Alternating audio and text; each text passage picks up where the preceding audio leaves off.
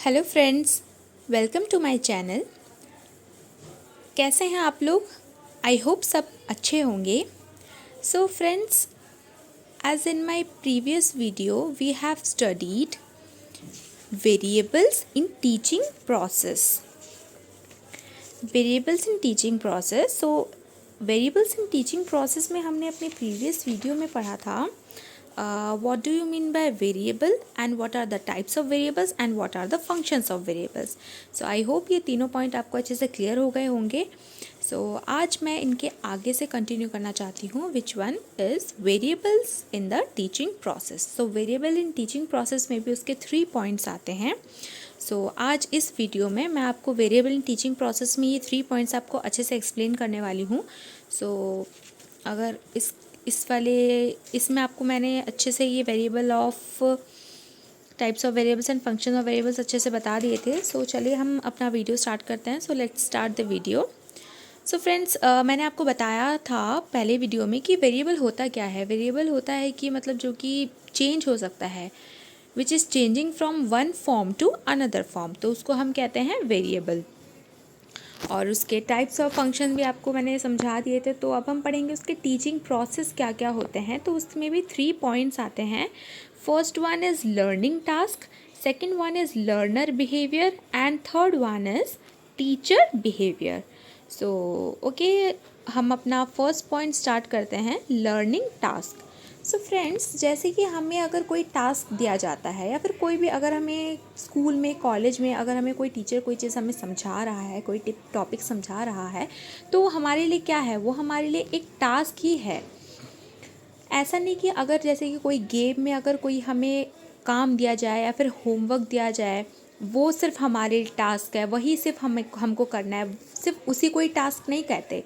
जो हमें टीचर पढ़ाते हैं वो भी हमारे लिए एक टास्क ही है कि हम उस चीज़ को कैसे समझ पा रहे हैं, उस टास्क को हम पॉजिटिवली ले रहे हैं या फिर नेगेटिवली ले रहे हैं इन टीचिंग लर्निंग प्रोसेस। उससे पहले मैं आपको टीचिंग और लर्निंग के बारे में थोड़ा बहुत बता देना चाहती हूँ। उसमें मैंने कोई वीडियो नहीं बनाई है, बट उसमें मैं डिटेल में वीडियो भी बना दूंगी ताकि आपको कोई दिक्कत ना हो। अभी मैं बस आपको थोड़ा सा बताऊंगी कि टीचिंग लर्निंग होता क्या है।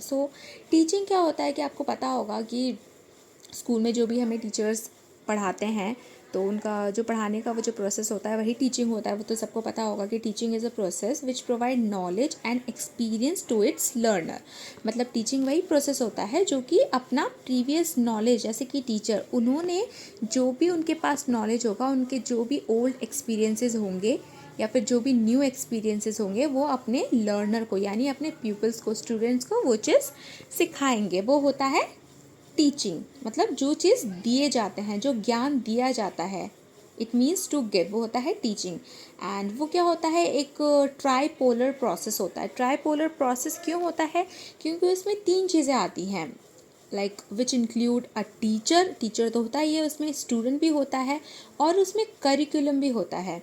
करिकुलम मीन्स जो भी उसमें मटेरियल, स्टडी मटेरियल्स आएगा या फिर जो भी एजुकेशनल एनवायरनमेंट आएंगे, जो भी बुक्स, जो भी कंटेंट वगैरह पढ़ाने का जो भी कंटेंट होगा, वो सब भी आएगा। तो वही इसीलिए इस चीज़ को, मतलब टीचिंग को ट्राईपोलर प्रोसेस बोला गया है।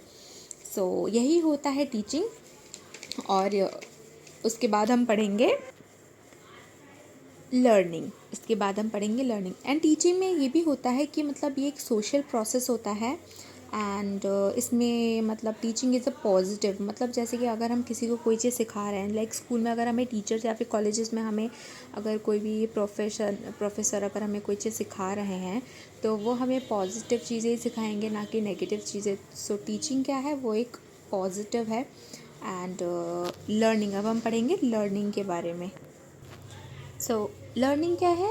Learning is acquisition of new behaviour, reaction and skills. मतलब अगर हम कोई चीज़ किसी से सीख रहे हैं, तो सीखने को क्या बोला जाता है? लर्निंग। ठीक है। तो क्या होता है कि हर कोई अपनी लाइफ से कुछ ना कुछ सीखता रहता है, मतलब बचपन से लेकर बूढ़े होने तक। मतलब लर्निंग जो है वो एक लाइफ लॉन्ग प्रोसेस है। मतलब it is a continuous process. मतलब ऐसा तो नहीं कि हमने अगर अपनी पढ़ाई अगर हमने ग्रेजुएशन तक कर ली तो उसके बाद हमारी पढ़ाई ख़त्म हो गई, या फिर हम कुछ सीखेंगे नहीं। सो हमारी लाइफ में हम हर छोटी छोटी चीज़, हर एक मोड पे कुछ ना कुछ ज़रूर सीखते हैं, चाहे वो कोई छोटा बच्चा हो या फिर कोई कितना भी बड़ा क्यों ना हो। कोई जैसे कि कोई बड़ा इंसान हो तो वो बच्चे से भी कुछ ना कुछ सीखता है। लाइक आज के टाइम में आपने देखा होगा कि जो मतलब ग्रैंड पेरेंट्स होते हैं वो अपने बच्चों से मतलब सीखते हैं कि मतलब मोबाइल कैसे यूज़ करना चाहिए, क्योंकि उनके टाइम पे फ़ोन वगैरह यूज़ इतने नहीं होते थे, तो फ़ोन की उतनी ज़रूरत भी नहीं पड़ती थी। उस टाइम फ़ोन होता भी नहीं था, स्मार्टफ़ोन होते भी नहीं थे। तो आज के टाइम में बच्चे ही अपने ग्रैंड पेरेंट्स को सिखाते हैं कि मतलब कैसे फ़ोन यूज़ किया जाता है, क्या उसमें सब सिस्टम्स होते हैं। तो वो सब क्या होता है, वो भी एक लर्निंग प्रोसेस ही तो है ना। तो वो कितने बड़े हैं तो वो भी क्या बच्चे से सीख रहे हैं। तो लर्निंग मतलब सीखने का कोई एज नहीं होता, कोई टाइम नहीं होता। तो लाइफ टाइम ये कंटिन्यूस प्रोसेस है, हम कहीं भी कुछ भी सीख सकते हैं। तो हर चीज़ हम हर एक मोड पे सीखते रहते हैं। लाइक अगर हमें किसी सोसाइटी में सरवाइव करना है तो हमें सोसाइटी के अकॉर्डिंग जो चीज़ें वहाँ पे होंगी वो चीज़ें हमें वहाँ सिखाई जाती है। तो इसीलिए लर्निंग थ्योरी क्या होता है, which it indicates how peoples learn. मतलब स्कूल में भी बच्चे क्या करते हैं, वो सीखते ही हैं, सीखने के लिए जाते हैं। शिक्षा मतलब ज्ञान प्राप्त करने के लिए ही स्कूल जाते हैं, कॉलेज जाते हैं। सो यही था हमारा टीचिंग और लर्निंग के बारे में, जो कि मैंने आपको थोड़ा बहुत बता दिया। इसकी डिटेल वीडियो भी मैं अपलोड कर दूँगी। सो आते हैं हमारे मेन पॉइंट पे, जो है learning task, learner behaviour and teacher behaviour. So learning task में मैंने आपको बताया कि मतलब टीचिंग लर्निंग का प्रोसेस हमें समझ आ गया। तो इसमें एक्चुअली होता ये है कि मतलब जैसे कि कोई टीचर है तो टीचर का मेन मोटिव क्या होगा। टीचर का मेन मोटिव ये होगा कि मतलब बच्चा कैसे, जो चीज़ें उन्हें समझाई जा रही है वो चीज़ बच्चा कैसे अच्छे से समझ पाए और वो उस पर कुछ क्वेश्चन कर पाए। और टीचर को ये बात कब पता चलती है कि बच्चा इस चीज़ को समझ चुका है, उसे ये बात तब पता चलती है जब वो बच्चा उस टॉपिक पे कुछ क्वेश्चंस करेगा, कुछ क्वेश्चनिंग करेगा। सो इसमें यही है कि जैसे कि अगर किसी को समझाया जाए एनवायरमेंटल पॉल्यूशन पे, टॉपिक एनवायरमेंटल पॉल्यूशन पे कोई चीज़ समझाई जाए, तो वो बच्चा अगर उसे समझ में आ रहा है तो वो उसको डिटेल में, अगर उससे वो क्वेश्चन पूछा जाए कि व्हाट इज़ एनवायरमेंटल पॉल्यूशन, तो उसको अच्छे से समझाएगा, अच्छे से डिस्क्राइब करेगा, उसके टाइप्स बताएगा और पॉल्यूशन कितने टाइप्स के होते हैं, how many types of pollution, वो सब कुछ बताएगा। And cause of environmental pollution, वो सब कुछ वो उसमें एक्सप्लेन करेगा, अगर बच्चे ने उस चीज़ को अच्छे से समझा होगा तो। सो ये है इसमें ये कि मतलब लर्निंग टास्क में ये है कि जो टास्क दिया जाता है बच्चों को, जो समझाई जाती है, वो उस चीज़ को कैसे समझ पाते हैं और वो उसका रिप्लाई, उसका रिस्पॉन्स किस वे में देते हैं। लाइक पॉजिटिव वे में देता है या नेगेटिव वे में देता है, क्योंकि लर्निंग जो है वो पॉजिटिव एंड नेगेटिव दोनों है। क्योंकि टीचिंग, जैसे कि हम अगर किसी को कोई शिक्षा देते हैं, अगर हम पढ़ाते हैं तो हम उसको अच्छी बातें ही सिखाएंगे। स्कूल में हमें अच्छी बातें ही सिखाई जाती है, कॉलेज में हमें अच्छी बातें ही सिखाई जाती है। लेकिन लर्निंग में क्या है कि हम पॉजिटिव भी सीखते हैं और नेगेटिव भी सीखते हैं। कोई बच्चा स्कूल में मतलब कोई अच्छा बच्चा होता है और कुछ बुरे बच्चे होते हैं। लाइक कोई पॉजिटिव चीज़ें एक्सेप्ट करता है, कोई बच्चे नेगेटिव चीज़ें एक्सेप्ट करते हैं। सो पढ़ते एक ही क्लास में, लेकिन सबका सोचने का मतलब उनका इंटेलेक्चुअल डेवलपमेंट थोड़ा अलग होता है कि किसी का फ्रेंड सर्कल डिफरेंट होता है। तो ऐसे तो लर्निंग में क्या है कि वो पॉजिटिव नेगेटिव दोनों टाइप के होते हैं। इसमें भी यही बोला गया है कि जो बच्चा सीख रहा है वो उसको पॉजिटिव वे में लेके सीख रहा है और उसको क्वेश्चनिंग कर रहा है मैम को, या फिर वो उस चीज़ को नहीं समझ पा रहा है।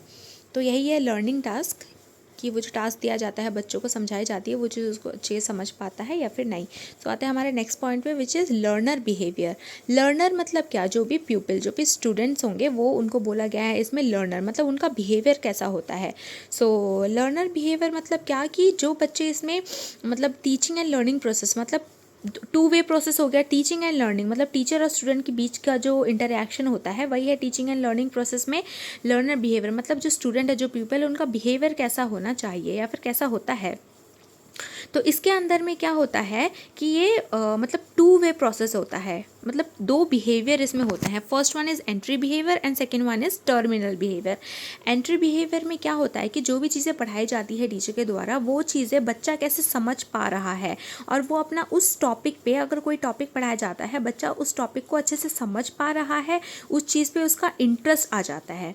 एंट्री बिहेवियर में यही होता है कि जो टॉपिक टीचर पढ़ाते हैं तो बच्चे का उसमें इंटरेस्ट आ जाता है और वो उसमें मतलब वो केपेबल हो जाता है कि वो जो भी प्रॉब्लम्स आएंगी उस टॉपिक पे, वो उसको सॉल्व करने के लिए, मतलब वो सॉल्व करने के लिए रेडी होगा, वो चीज़ें वो सॉल्व कर सकता है, क्योंकि जो चीज़ें मैम पढ़ाएंगी वो चीज़ें वो समझ चुका होगा एंट्री बिहेवियर में। एंट्री बिहेवियर में वो सारी डेटा, वो सब कुछ, वो जो भी मैम पढ़ा रही है वो सब उसके माइंड में एंट्री हो चुकी होगी। और टर्मिनल बिहेवियर यानी जो एंड बिहेवियर है, टर्मिनल बिहेवियर में क्या होगा कि वो उन सबको क्वेश्चनिंग करेगा, मतलब जो उसको जो भी डाउट होगा या फिर जो भी उन्हें प्रॉब्लम दिए जाएंगे, वो प्रॉब्लम सॉल्व करने का, वो प्रॉब्लम वो टर्मिनल बिहेवियर में वो क्या करेगा, प्रॉब्लम को सॉल्व करेगा। तो वही होता है कि टर्मिनल बिहेवियर में यही होगा कि बच्चा वो चीज़ समझ के फिर बहुत सारे क्वेश्चन करेगा अपने टीचर को, और जो भी प्रॉब्लम उन्हें दिए जाएंगे वो चीज़ वो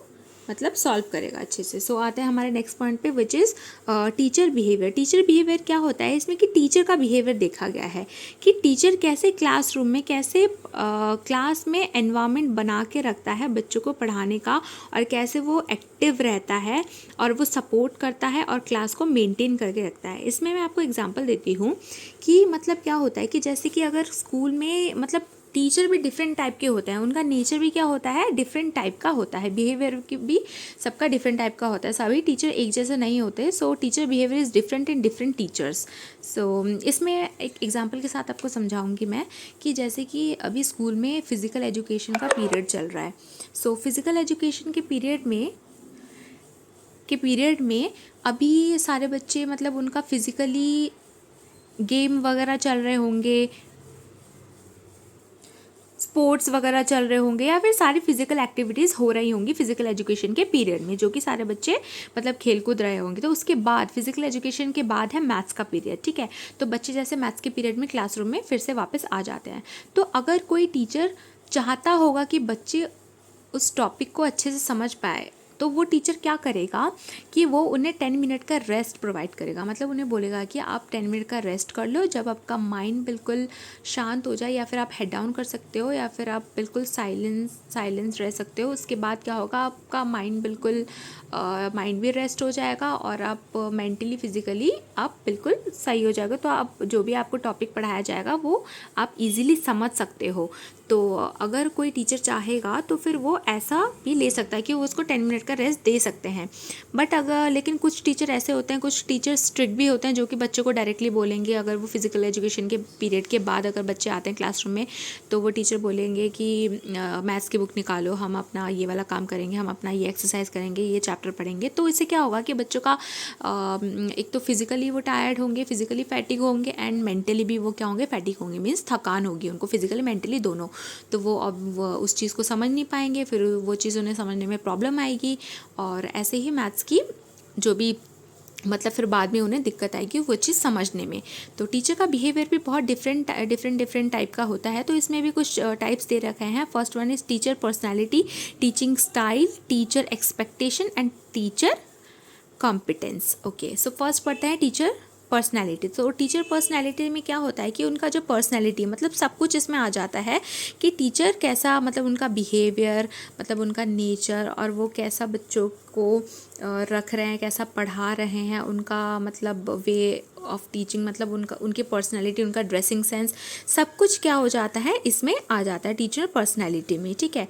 और इसमें ये होता है कि मतलब वो किस तरीके से बच्चों के साथ इंटरैक्ट कर रहे हैं, उनकी पर्सनैलिटी बच्चों को अट्रैक्ट कर रही है, मतलब उनकी पर्सनैलिटी बच्चों को अट्रैक्ट कर रही है या नहीं, और उनका बोला हुआ, उनका पढ़ाया हुआ बच्चों को समझ में आ रहा है या नहीं, है बच्चे उस चीज़ पे रिस्पॉन्स कर रहे हैं या नहीं।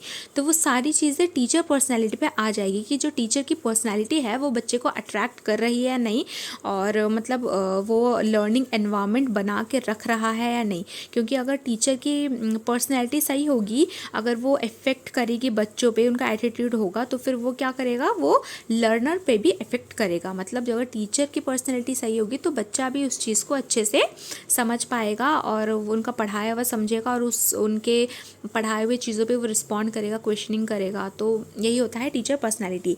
अब टीचिंग स्टाइल पे डिफरेंट टाइप के होते हैं। तो टीचिंग स्टाइल मतलब पढ़ाने का जो भी तरीका होता है, तो कैसे पढ़ा रहे हैं वो बच्चों को, उनका जो स्टाइल होता है टीचिंग वे, मतलब कैसे वो उनका जो ड्रेसिंग सेंस हो गया, या फिर जो भी जिस तरीके से वो लेटर लिख रहे हैं, जिस तरीके से वो पढ़ा रहे हैं, वो अपना पर्सनल एक्सपीरियंस कैसे शेयर कर रहे हैं, और वो पढ़ाने के स्टाइल में अपने अकॉर्डिंग, मतलब सब्जेक्ट के अकॉर्डिंग, अपने अकॉर्डिंग कैसे चेंजेस ला रहे हैं। मतलब हर एक टाइम में टीचर के पढ़ाने का तरीका तो सेम नहीं होगा ना। जैसे अगर हम क्लासरूम में हैं तो टीचर के पढ़ाने का तरीका डिफरेंट होगा, लेबोरेटरी में टीचर के पढ़ाने का तरीका अलग होगा।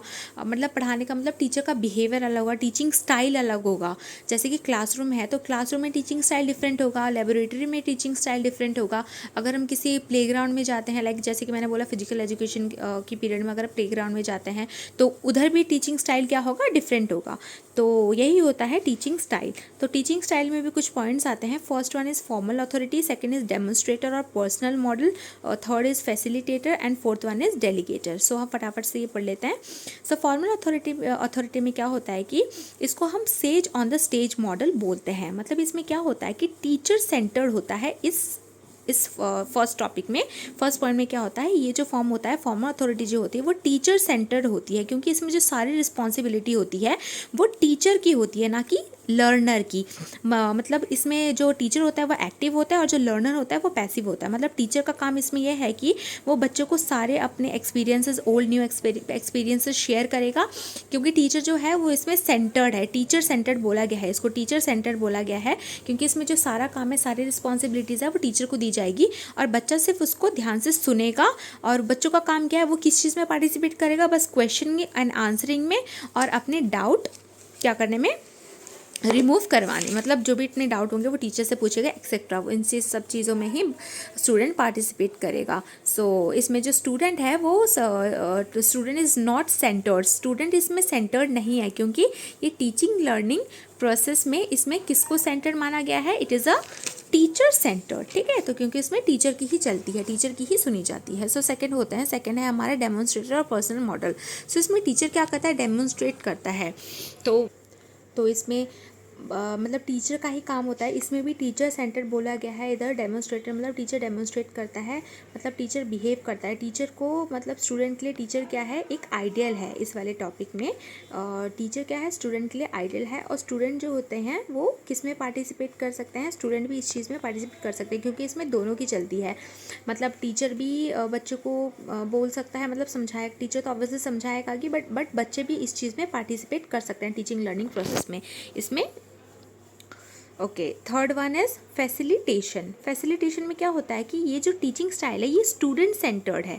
ठीक है, जिसको हमने गाइड बाय साइड मॉडल बोला गया। मतलब इसमें गाइड किया जाता है। कौन गाइड करता है, टीचर गाइड करता है किसे, स्टूडेंट को। ठीक है, तो इसमें क्या होता है कि मतलब जो भी, जैसे कि मैं बताती हूँ कि अगर हमें, तो इसमें क्या होता है, टीचर बस स्टूडेंट को गाइड करेगा, बाकी का पूरा प्रोसेस वो स्टूडेंट खुद करेगा। तो जैसे कि मैं एग्जांपल बताती हूँ, सच एस प्रोजेक्ट। जैसे कि प्रोजेक्ट अगर हम स्टूडेंट को दिया जाता है तो टीचर क्या करता है, टीचर बस उसे गाइड कर देता है कि प्रोजेक्ट में करना क्या है, कौन कौन से तरीके से प्रोजेक्ट करना है, कैसे करना है, वो बस गाइड करेगा। बाकी का पूरा प्रोजेक्ट स्टूडेंट को खुद करना पड़ेगा। तो ये क्या करता है फैसिलिटेशन में, बस ये स्टूडेंट सेंटर्ड है। मतलब इसमें सारा काम स्टूडेंट को ही किया जाता है, बस टीचर इसमें उनको थोड़ी बहुत गाइडेंस दे देता है। So fourth one is delegator. Delegator क्या है, डेलीगेटर में क्या होता है, जो टीचर है वो मतलब डेलीगेट करता है, सारी रिस्पॉन्सिबिलिटीज़ लेता है और वो चाहता है कि बच्चे भी इस चीज़ में पार्टिसिपेट करें और वो फुली रिस्पॉन्सिबल हो सीखने के लिए। लाइक वो बच्चे को क्या करेंगे, मोटिवेट करेंगे, और ताकि बच्चा मतलब टीचर क्या करेंगे, वो बहुत अच्छे से मोटिवेट करेंगे बच्चों को, ताकि बच्चा ये चीज़ को अच्छे से सीख पाए और वो चीज़ वो खुद करे। लाइक होम असाइनमेंट, जैसे कि असाइनमेंट वगैरह भी वो क्या करेंगे टीचर्स, वो असाइनमेंट उन्हें दिए जाते हैं लाइक पहले पहले उस चीज़ों के ऊपर डिस्कशन हो जाता है। लाइक अगर कोई टॉपिक है तो पहले वो टॉपिक पढ़ाया जा चुका होता है, उसके बाद असाइनमेंट दिए जाते हैं उस टॉपिक में, तो वो टॉपिक क्या हो जाता है, पहले से कंप्लीट हो चुका होता है। उसके बाद जो होता है वो होम असाइनमेंट दिया जाता है, तो वो पूरा काम किसका होता है, स्टूडेंट का ही होता है ना। टीचर का काम उसमें ख़त्म हो चुका होता है, वो बस उनको क्या करता है, गाइड कर देता है। ओके, सो नेक्स्ट इज क्या है हमारा, थर्ड है हमारा, लाइक फर्स्ट तो हमारा था इसमें teacher learning task, and second था लर्नर बिहेवियर, एंड थर्ड था टीचर बिहेवियर। टीचर बिहेवियर में हमारे कितने पॉइंट्स थे, 4 पॉइंट्स थे, teacher personality, teaching style, and teacher expectation, teacher competence. हमने टीचर पर्सनैलिटी पढ़ा, फिर उसके बाद टीचिंग स्टाइल में हमारे 4 पॉइंट्स आ गए, वो भी हमारा ख़त्म हो गया। अब हम पढ़ेंगे teacher expectation and teacher competence. Teacher expectation में क्या होता है कि टीचर की एक्सपेक्टेशन क्या होती है, उम्मीदें क्या होती है। टीचर की एक्सपेक्टेशन तो यही होगी कि जो मैं पढ़ा रही हूँ बच्चे को, वो इस चीज़ को अच्छे से समझ पाए और वो उस चीज़ में सक्सेसफुल हो पाए, और जो भी मैं उन्हें पढ़ा रही हूँ, टीचर की एक्सपेक्टेशन ये होती है कि बच्चा केपेबल हो प्रॉब्लम सॉल्विंग, मतलब वो जो भी प्रॉब्लम्स होंगी वो उस चीज़ को अच्छे से सॉल्व कर पाए, लाइक जो भी मैथमेटिकल जो भी प्रॉब्लम्स होंगी वो उसको सक्सेसफुली सॉल्व कर पाए। यही होता है टीचर, यही होती है टीचर की उम्मीदें कि लाइक जो भी मैं पढ़ा रही हूँ वो बच्चा अच्छे से कर पाए, चाहे वो कैसा भी हो, वर्बल हो या फिर नॉन वर्बल कम्युनिकेशन कैसा भी हो, लेकिन बच्चा, टीचर की एक्सपेक्टेशन यही होती है कि बच्चा कैपेबल हो सके हर एक प्रॉब्लम को सॉल्व करने के लिए। यहाँ तक हो गया। अब टीचर कॉम्पिटेंस में भी हमारे 3 पॉइंट्स आते हैं, like professional knowledge and understanding, professional skills and abilities, and professional values and personal commitments. Professional knowledge and understanding में ये होता है कि टीचर कैसे बच्चों को नॉलेज प्रोवाइड करता है और उनको कौन कौन से तरीके से समझाता है और कौन कौन से पैटर्न से समझाता है, लाइक उसको थियोरेटिकल समझाता है, प्रैक्टिकल समझाता है, वो टीचर पे डिपेंड होता है, क्योंकि ये टीचर सेंटर्ड है और ये बच्चों को किस किस वे में उनको एक्सप्लेन करता है। सेकेंड है हमारा प्रोफेशनल स्किल एबिलिटीज़। सेकंड है हमारा प्रोफेशनल स्किल्स, मतलब इसमें क्या होता है कि जो टीचर है वो स्ट्रैटेजीज़ बनाता है, कि बच्चों को प्लानिंग करता है वो पहले से कि बच्चों को कैसे पढ़ाया जाए, उनके वो अपने जो भी कंटेंट्स वगैरह है या फिर जो भी उनके पास स्टडी मटेरियल है, जो कुछ भी, वो सबको पहले से रेडी करके रखेगा ताकि समझाने के टाइम, ताकि उनको एक्सप्लेन करने के टाइम कोई प्रॉब्लम ना हो और वो अच्छे से उनको एक्सप्लेन कर पाए। जो भी, और वो चाहता है टीचर इसमें इवैल्यूएट करता है, जो भी आउटकम वगैरह आते हैं, रिजल्ट आएगा जो भी, तो इवैल्यूएट कैसे करेगा, वो क्वेश्चनिंग करके या फिर MCQs वगैरह लेके, वो छोटे मोटे टेस्ट लेके ही वो उसका इवैल्यूएशन करता है टीचर स्टूडेंट का। लास्ट है हमारा professional values and personal commitment. इसमें क्या होता है कि सिर्फ ये समझाया जाता है कि जो टीचर है, जो प्रोफेसर है, वो अपने जो भी पुराने जो भी ओल्ड एक्सपीरियंसेस होंगे वो शेयर करके वो बच्चों को समझाएगा, और अपने जनरल एजुकेशन में जो भी लाइक वो छोटे मोटे एग्जांपल्स दे के बच्चों को समझाया जाएगा, क्योंकि आजकल के टाइम में बच्चे इजीली, मतलब वो वर्ड्स को इजीली, मतलब लैंग्वेजेस को इजीली ज़्यादा वो नहीं करते, क्योंकि अगर वो उन्हें अपने डेली लाइफ का एग्जाम्पल देके अगर उन्हें समझाया जाए तो वो चीज़ को, वो उस टॉपिक को अच्छे से समझ पाएंगे। तो यही इसकी रिस्पॉन्सिबिलिटीज़ होती है इसमें कि वो उनको डेली लाइफ के शेयर करते हैं जो भी उनका प्रॉब्लम होगा या फिर जिस टॉपिक पे वो समझा रहे हैं। तो यही होता है इसमें professional values and personal commitment में। हमने हमारा ये वाला टॉपिक ख़त्म हो चुका है। आई होप आपको ये समझ आया हो वीडियो। अगर कोई भी डाउट हो तो आप कमेंट बॉक्स में प्लीज़ मुझे कमेंट करना, and I will definitely reply to all of you.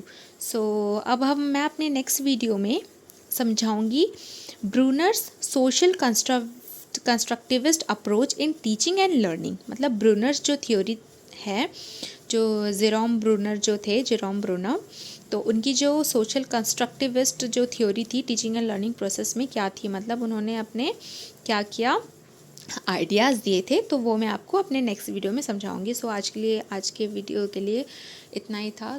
Thank you so much for watching my video. Bye, take care.